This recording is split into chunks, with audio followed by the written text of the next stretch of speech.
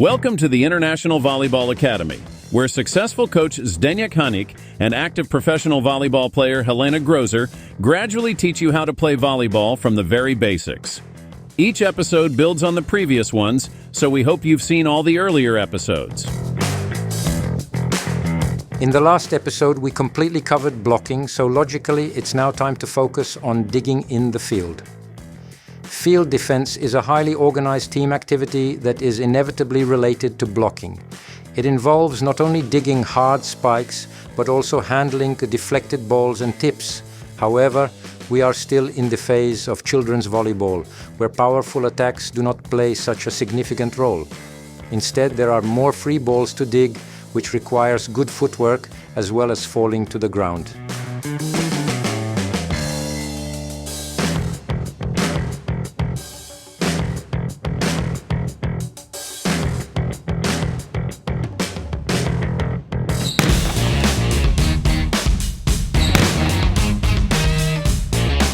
Before we get to volleyball falling techniques, we must first get the children acquainted with the ground. Unfortunately, today's volleyball candidates do not have the gymnastics skills they once had, so it is up to us to at least partially compensate for this deficit. After introductory rolls, which can take various forms and are further enhanced with a ball, we add another activity immediately after the gymnastics element.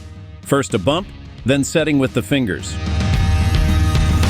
We are not gymnasts, so we do not emphasize perfect gymnastic execution, as much as ensuring that the children are not afraid of the ground.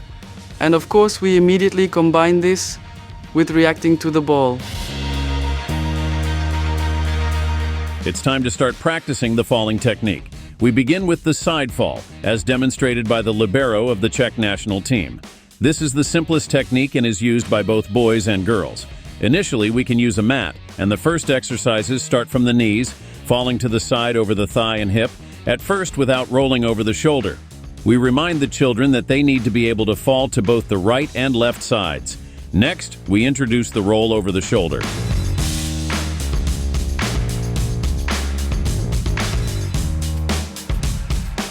We ensure that the children end up on their feet, ready for the next action, sometimes adding an imitation of another move. Holding the ball in the player's right hand ensures that they do not use this hand to support themselves on the ground. Now it's time for exercises where we simulate contact with the ball. First, we use an overball lying on the ground. Again, we practice falling to both the right and left sides.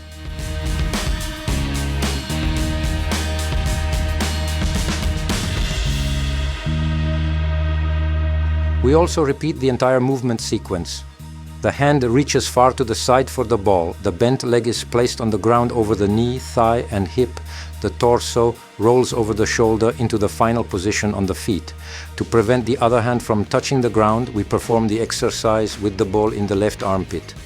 We then easily replace the overball with the volleyball. We can alternate surfaces, sometimes working with a mat, other times directly on the floor.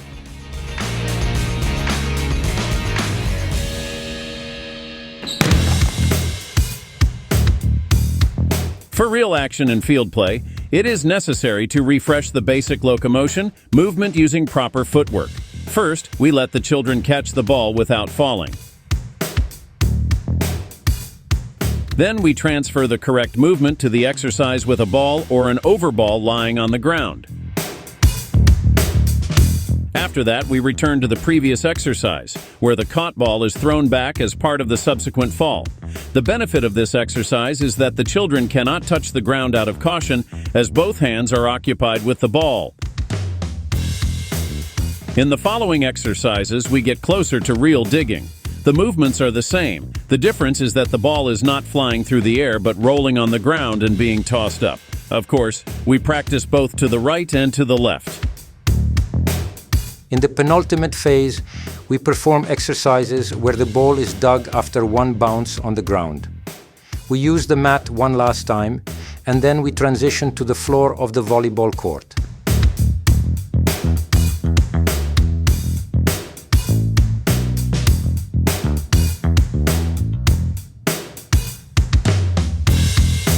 Finally, we move on to digging a flying ball. We incorporate the decision-making process just as it is in the game. The player never knows in advance what will happen. Once we have mastered digging while falling to the side, we can increase the speed of the ball. At this stage, it's not about digging tips, but hard spikes, where we apply the learned falling technique. We have thus achieved the first partial goal. We can handle the ball using the side fall technique.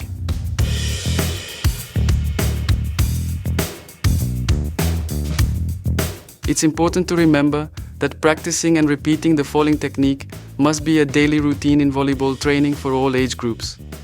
This ensures it becomes a natural part of a player's skill set, just like it is for this Russian setter.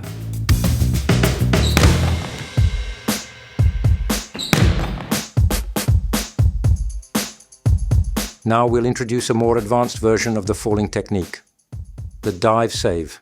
Due to anatomical reasons, it is primarily used by men. To practice this technique, boys need to show courage from the beginning, as the chest goes to the ground first, which beginners often find challenging.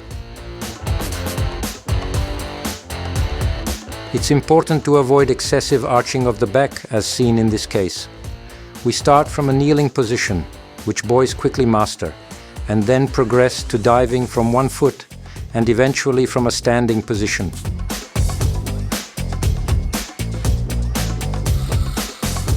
Once we have mastered the basic dive save movement, we add exercises that may look dangerous, but if approached methodically, boys will master them safely and quickly.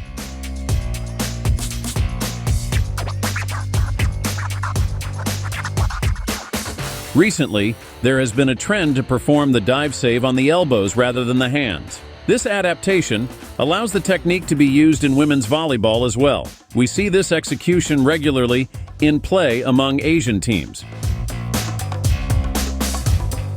Now, just like with the side fall, we need to perform ball exercises. These exercises are similar to those from previous drills. Young boys often struggle a bit with rebounding and jumping while avoiding touching the ground with their hands before hitting the ball. The final exercises are the same as for the side fall. First, players must hit the ball after one bounce.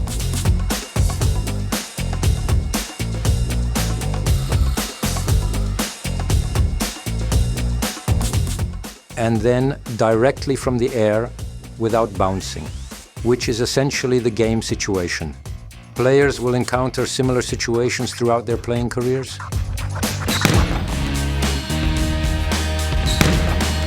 Introduce children to the ground. Start side falls on a mat. Aim for children to end the action on their feet, bump after rolling. Teach children not to fear the ground. Start on a mat, then transition to the court. Begin from the knees, rolling over the thigh and hip to the side. Initially, without rolling over the shoulder. Roll plus ball lying or bouncing. Digging a flying ball while rolling to the side. Rocking motion on a mat. Rocking from a kneeling and squatting position on the floor. From standing, using hands with assistance. Watch for excessive arching. Dive save plus ball lying or bouncing. Digging a flying ball with a dive save. In the next video, we will build on what we learned today, as we will continue focusing on digging. After teaching the children how to fall correctly and use proper falling techniques to avoid injuries, the next step will be helping them overcome their fear of a fast flying ball. See you next week!